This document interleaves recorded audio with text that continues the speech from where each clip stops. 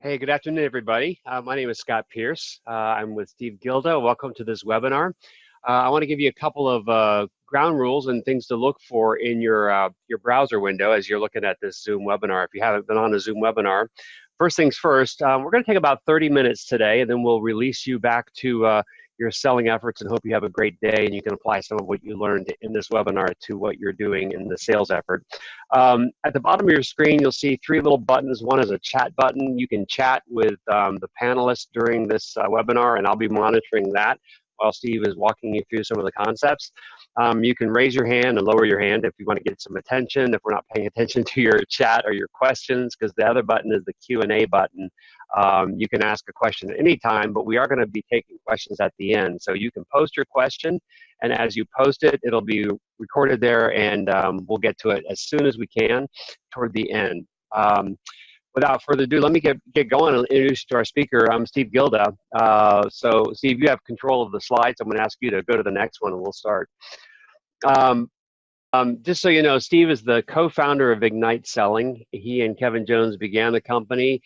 He's also the co-author of the book Premeditated Selling, which is an Association of Training Development publication. He is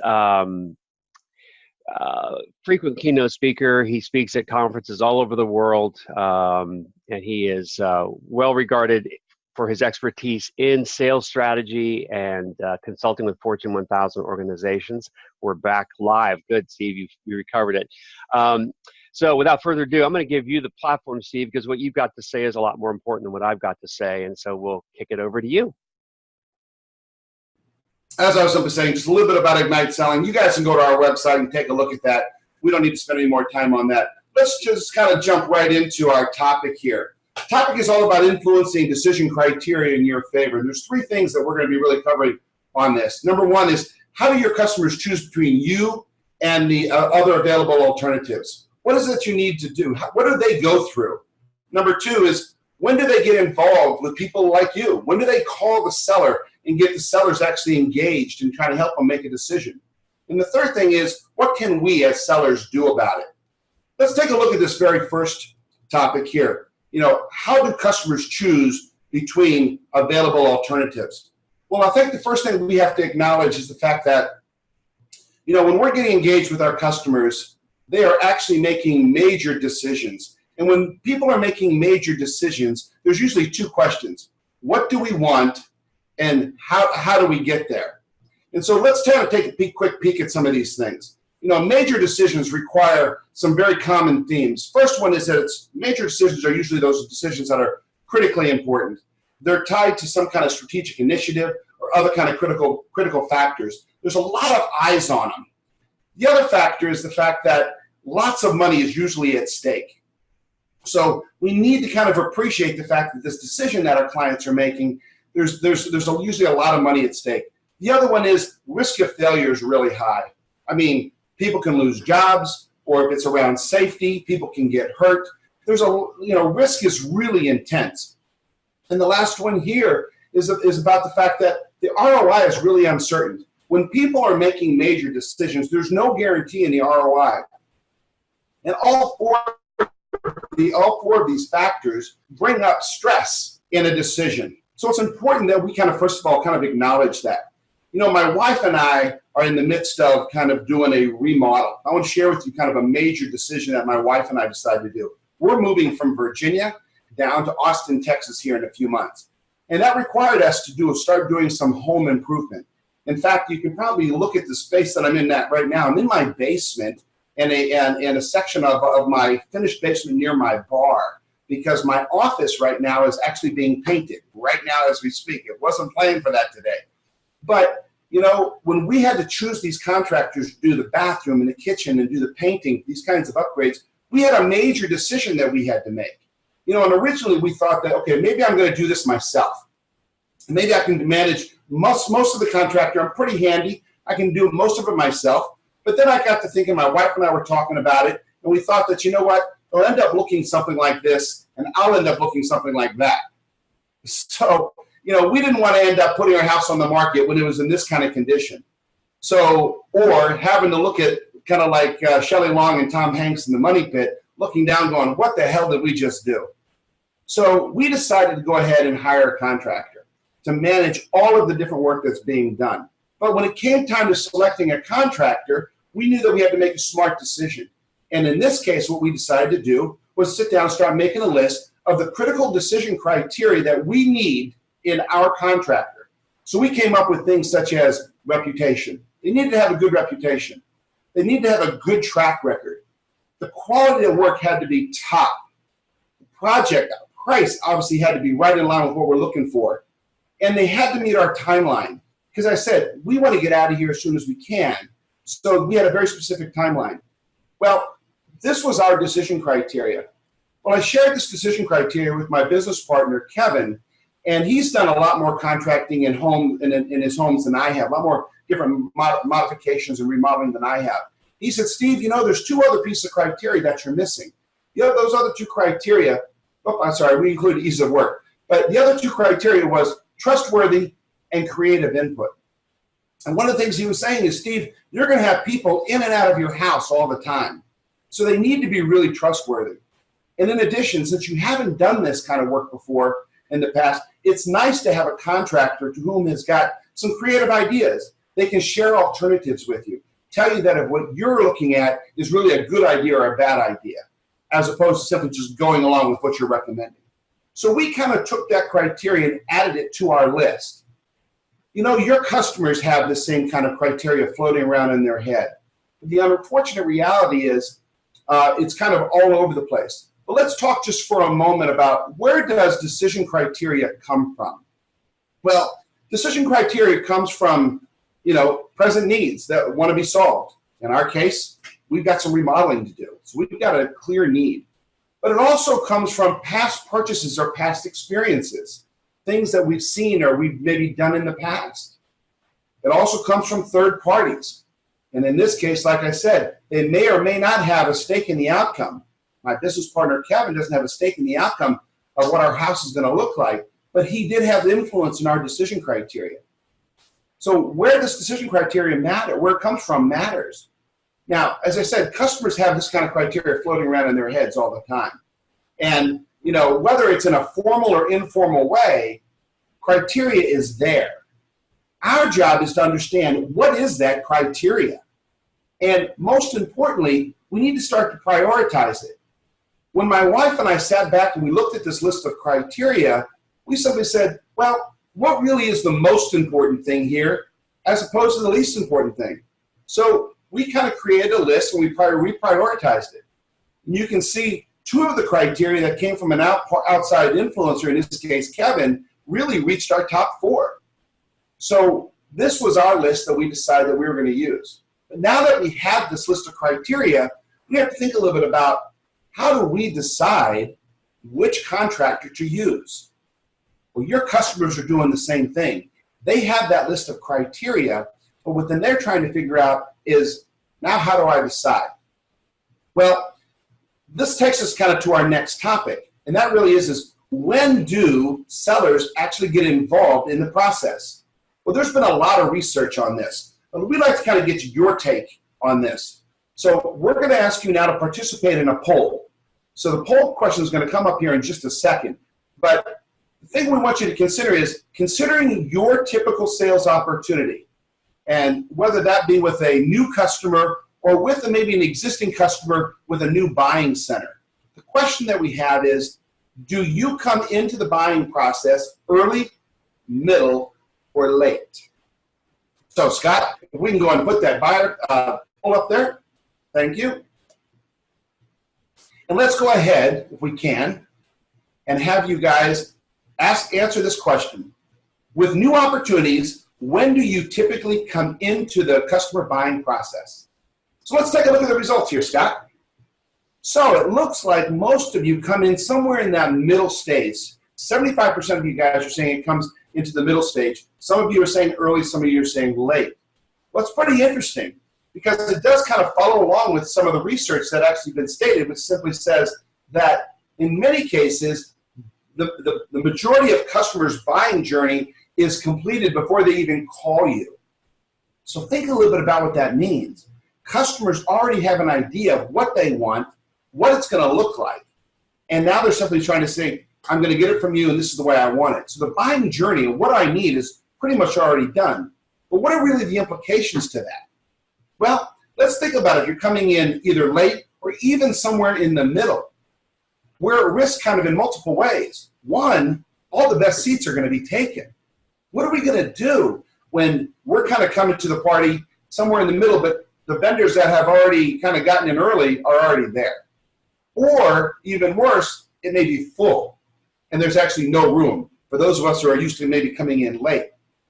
And the third thing is, it's not where you want it to go. And that often happens because another competitor came in, kind of shaped that criteria, designed it in the direction that the customer should be going in, and guess what? It doesn't fit what you guys best serve. So your unique differentiators are often lost. So this is also critically important, which takes us kind of to this deeper question is, when do we really, what do we do about this? What are we going to do about it when, in fact, this is kind of the realities of it is? Well, let's kind of take another poll here. This poll here begins to have us focus on to what extent can influencers really impact decision criteria. So here is the next poll question. To what extent do sellers influence customers' decision criteria? We can change their priorities a little bit. We can change how they see performance. We can introduce new decision criteria. We can completely rewrite the list of criteria, or we can't change it at all. What do you think? Give us your thoughts. Click A, B, C, D, or E. All right. So Scott, let's take a look. Well, actually, we'll give you guys another minute or two because these things are a little bit long in these questions here. To what extent do sellers influence the customer's decision criteria? Okay, so let's take a look at this. Most of you said, 80% of you said, that we can introduce new criteria. Well, that's really kind of interesting. And because that's really what we really want to kind of get to, is we want to be able to kind of influence that decision criteria in our favor. We want to be able to add that criteria to which can really leverage some of those unique differentiators that we have. Let's face it, the winds of change are constantly blowing inside an organization. What that really means is the fact that we need to kind of be flexible. We need to be able to listen to many people and to be able to add those unique differentiators, maybe that new criteria, when in fact it's most appropriate. Let's talk about this for a moment. We all know that price is always a critical decision criteria. In fact, when we ask sales representatives, what's the biggest reasons why you lose, it's probably no surprise to anybody on this particular webinar that the number one reason is they blame price. They said they always lose because of price. Well, let's kind of get your take on this. Based upon your experience, where is price amongst the decision criteria? Is it near the top of the list? Is it somewhere in the middle? Or is it often near the bottom of the list? What do you think? Where does price typically fall when you're exploring decision criteria? Near the top, somewhere in the middle, or near the bottom? What do you think? Scott, let's take a look at what those results look like. So here what you guys are mostly, 60% of you are saying it's somewhere in the middle. So we all recognize, everybody that's on this webinar today recognizes that, you know what, we often don't lose the price, do we? Not to say that price isn't always important, but in the end, we're able to change it around a little bit. So yes, so it's important for us. Scott, we can go ahead and remove that. Let me close this out. There we go. Thank you, Scott. So, you know, there's 5 critical actions, 5 things we need to think about when it comes down to what are those things that we can do to influence or change customers' decision criteria. Well, number 1 is that, first of all, we need to understand what the criteria are and how does the customer define them. Let's just think about that just for a moment. Let's think that we have something such as its price or safety. Let's take price, for example. How are they defining price? Price of the actual product? Or is it maybe total cost of ownership? Or if we're talking about something like safety, and we're inside of a hospital. Are we defining safety as it relates to the patient or safety as it relates to the clinicians that have to use the product? It's important for us to understand what that criteria is and how customers define it. The second one stems from new criteria. That is, you're introducing new criteria. Most of you said that you guys have that opportunity and you do that. That's so critical that we can introduce new decision criteria when we possibly can. In this particular case, when my wife and I, when Sherry and I were looking for a contractor, we had some new criteria introduced. Kevin introduced trustworthiness and creative input. And guess what? It hit our top 4. So yes, it's a good idea to introduce it either from your standpoint or get another third party. Let's take a look at the third one. We then need to clarify the customer's priority.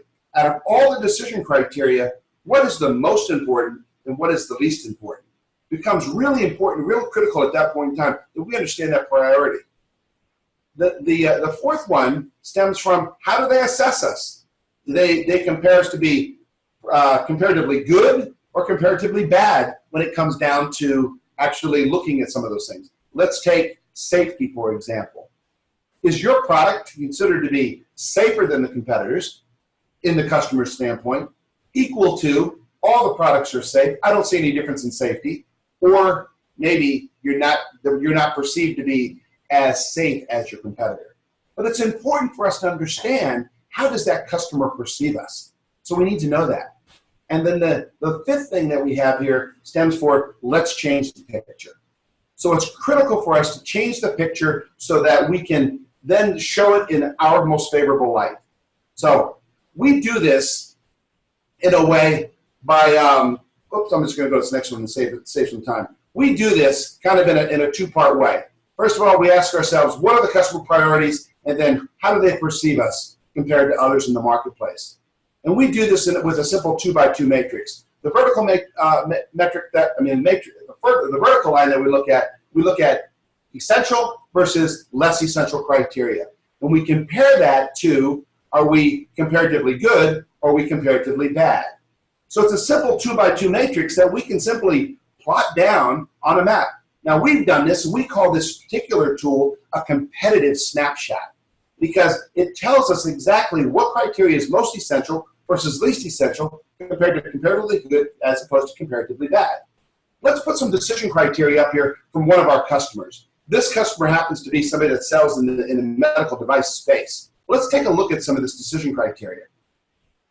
In this particular case, our partner that we're working with, they are not the low-cost provider.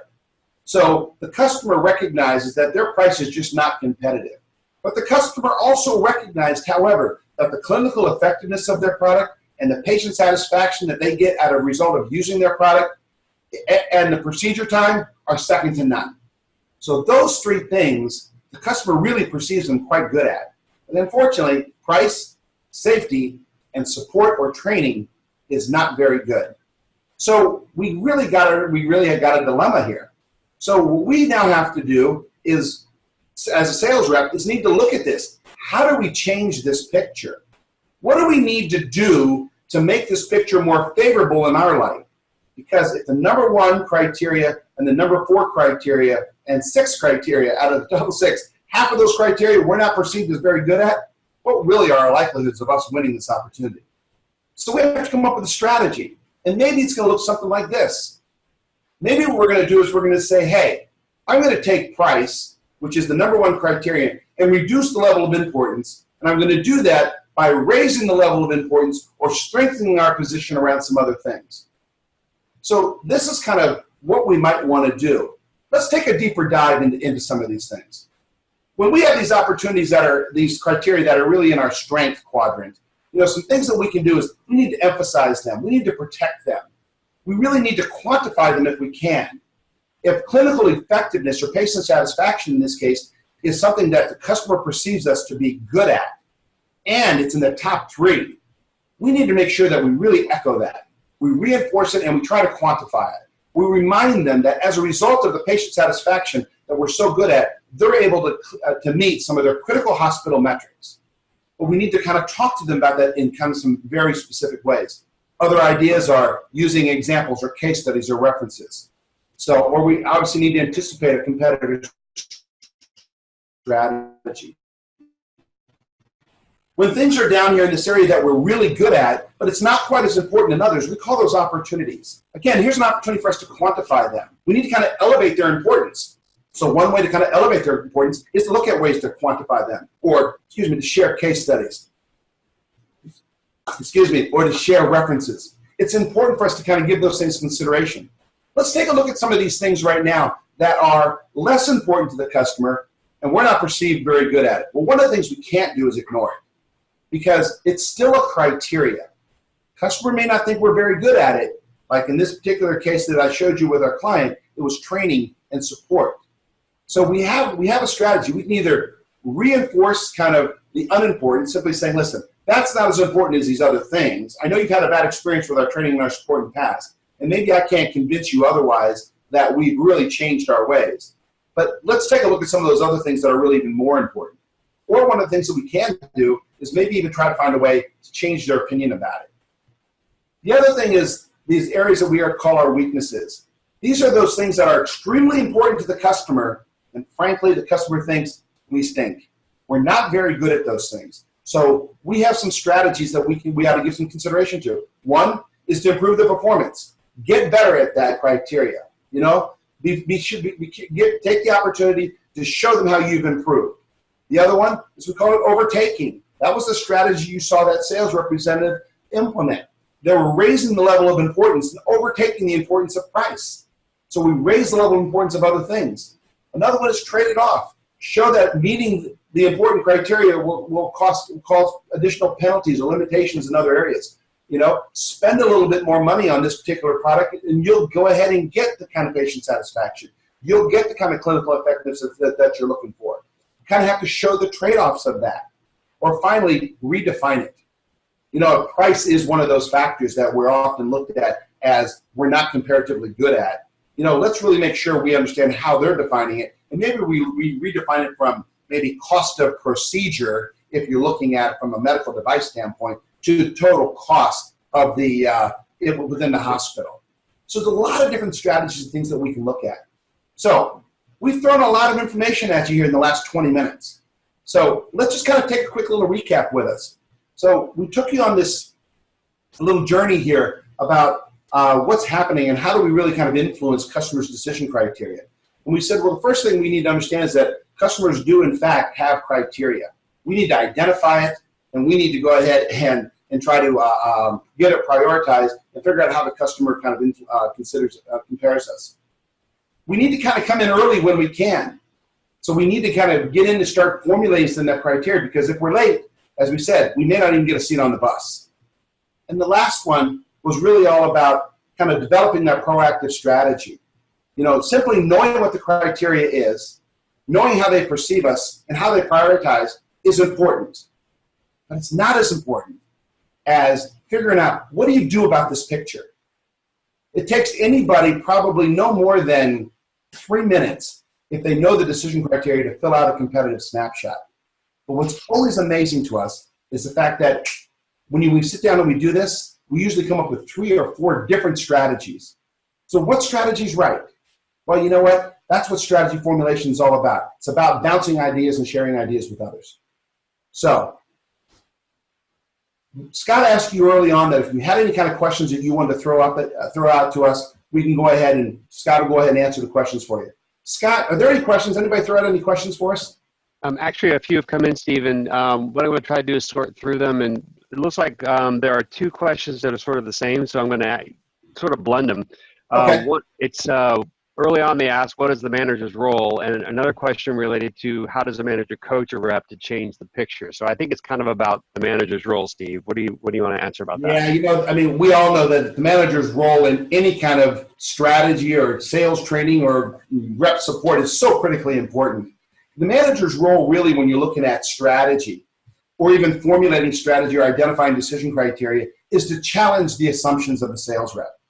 We often hear when we do postmortems that, hey, what was the decision criteria? The first thing they say is price. Well, a good question for a manager to ask is, other than price, What was the critical decision criteria this customer was using to compare us against the competition? Another common, maybe a good challenging question might simply be, if you're looking at a set of decision criteria, whose criteria is this? You know, there are different influencers involved sometimes. So my best recommendation would be, is the manager's role is to play that kind of devil's advocate. Play the role that challenges the common thinking of the sales representative, and don't ask them questions about what is the criteria. They know that. Maybe ask a question that simply says, which criteria do you think our competition is better at than us, so that we can actually start to develop a proactive strategy. Scott, what was the next question? So